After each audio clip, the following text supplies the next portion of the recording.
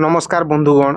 एबे ओडिशा सरकार आड़ू गोटे खबर जानबार के मिलला जी 14टा जिल्लार 24टा टाउन के एनएसी रे परिणत करागला आरु 5टा एनएसी के म्युनिसिपालिटी रे अपग्रेड करागला।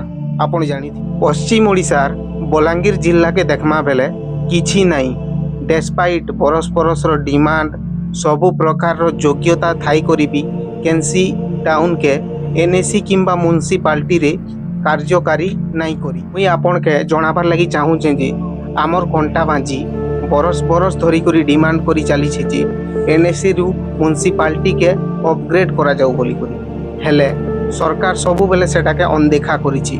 कथा इटा भी नहीं से जे कंटा बांजी केनसी क्राइटेरिया के टिक नहीं करबार बोली करी। हाँ बंधुगण, गोटे नॉन एग्रीकल्चरल इकोनॉमिक हेई करी भी इकोनॉमिकली स्ट्रांग अछि कंटा बांजी। पॉपुलेशन वाइज कॉटन ट्रेड एंता ही सबू क्राइटेरिया के मैच करिछि। किंतु कथा इटा आए जे पूर्व ओडिशार छोट छोट टाउन माने भी योग्यता रे बिलो रे थाई करी भी मान्यता पाइछन। आर गोटे जिनिस बंधुगण, आमर उपमुख्यमंत्री Kanak Vardhan Singh Deo, health minister Mukesh Mahaling, MLA Laxman Bag जे कि नवीन पट्टनायक के हरेथिले, ई सबू नेता मंत्री माने आमर पश्चिम ओडिशा नु आयसन, हेले भी आमके ई प्रकार रो अवहेला देखबार के मिलसी। थिर लागी दुई पद आपण भी पचराबे बंधुगण।